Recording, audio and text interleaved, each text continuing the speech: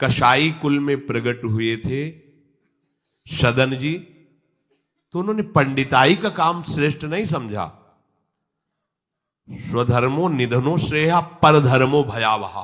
वो अपना धर्म का, ऐसे ज्ञानी महात्मा थे कि बड़े बड़े संत उनसे सत्संग करने जाते थे, और ऐसी निष्ठा थी कि विचलित नहीं हुए, हाथ कटवाले विचलित नहीं हुए। जा रहे थे जगन्नाथ जी के दर्शन करने, तो संयम से चलने वाले पुरुषों के चेहरों में आकर्षण ही होता है। भिक्षा के लिए तो एक माता ने देखा तो आकर्षित हो गई, उसने कहा यहीं पा लीजिए भिक्षा। संत हृदय उनका पा लिया। तो आप कहाँ जा रहे हैं? जगन्नाथ जी के दर्शन। तो अब तो शाम होने वाली, यहीं रुक जाइए, कल चले जाना। बड़ा भाव देखा, रुक गए। वो रात्रि में उनके पास आई, गलत भावना प्रकट की, तो कहा कि तुमको तो ऐसा सोचना भी नहीं चाहिए, तुम्हारे तो पति विराजमान है। तो उसको लगा कि इनका आशय कहने का है कि तुम्हारे तो पति, अगर पति ना होते तो काम अग्नि ऐसी होती, बुद्धि भ्रष्ट कर देती। आई और कहा तो पति को राधे राधे कर दिया, तो आप ऐसा तूने कैसे सोच लिया, तेरी ऐसी भावना। बोले अब ज्यादा हमारे सामने बाबागिरी नहीं, अब हम जो कहें वही कहो, नहीं तो हम जब पति को मार सकती तो तुम्हें अभी पूरी जनता से मरवा सकती है, तो उनका प्राण दे सकता हूं, धर्म से विमुख नहीं हो सकता। उसने मचा दिया हल्ला, लोग एकत्रित, देखो देखो ये धर्म करने का फल।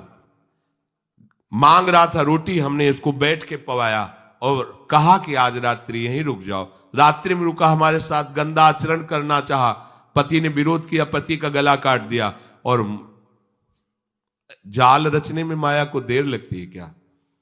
वो मुस्कुरा रहे थे। जगन्नाथ जी बड़ी सुंदर लीला की आपने, भक्त हैं उनके तो सामने भगवान, तो उनके संसार थोड़ी होता है। भक्त केवल भगवान को देखता है, उनकी लीला है जैसा। एक साधु जा रहे थे, तो तरबूजे का खेत था, रखवाला उधर कहीं छुपा हुआ था, तो उनको लघुशंका लगी, तो मेड़ के इधर लघुशंका करे थे, इधर तरबूजे का खेत था। उसने समझा कि कोई तरबूजा चुराने के लिए झुका, तो लाठी लेकर सीधे आया और पीछे से लाठी मारी। अब मस्तक खुल गया, रक्त बहने लगा। जब वो घूमे तो देखा कंठी तिलक महात्मा। उनका अरे महाराज, हमने समझा गांव का कोई चोर है तरबूज चुराने के लिए। तो उनका हम तो जानते हैं ना आपको, आप ऐसे ही लीला करते रहते हो। बोले नहीं, हमने पहली बार किसी को मारा है, दोबारा नहीं। बोले हम जानते हैं आपको। तो बोले महाराज क्षमा करो, चलो आपको अस्पताल ले चलते हैं।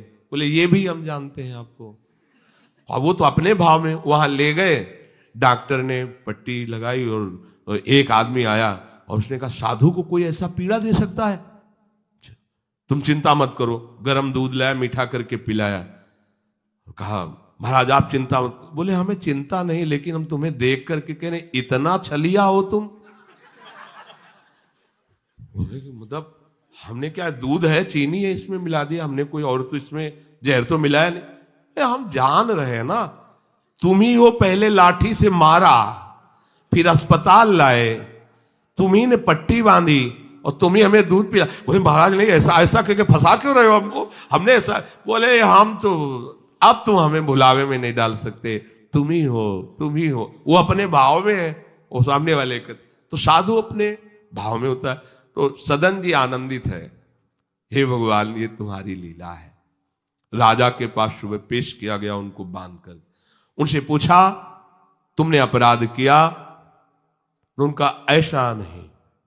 बोले ये आपके, तो बोले जो कह रही है इसमें भी भगवान की कृपा है। अब वो इस बात को समझ नहीं पाए। एक बार उन्होंने कह दिया ऐसा नहीं, पर जब दोबारा कि ये तो सत्य कह रही, तो उनका ये भी भगवान की इच्छा होगी, इसमें भी भगवान की कृपा है। तो बोले इनके दोनों हाथ काट दिए जाए। साधु है, प्राणदंड तो नहीं, इतने हाथ काट दिए गए, छोड़ दिया जगन्नाथ जी के सामने। कहा प्रभु हाथ तो वही ले लिए थे, ले जोड़ के प्रणाम करते आपको। अब आप तो सब जान ही रहे, अपराध नहीं, इसलिए देखो हृदय आनंदी थे इतने कष्ट में। और जे भी ऐसे हाथ जोड़ने को किया, नवीन हाथ जागृत हो गए। और भगवान प्रसन्न होकर के, भगवान जब बातचीत करते हैं तो यही बातचीत अपने से होने लगे तो आप नहीं सुन पाएंगे, जिससे होगी वही सुन पाए। भगवान ने कहा तुम्हारा हमारे प्रति तनिक भी रोष नहीं आया कि बिना किसी गलती के तुम्हारे ऊपर आरोप और ये दंड। बोले प्रभु हर चेष्टा में मुझे आपका प्यार दिखाई देता है।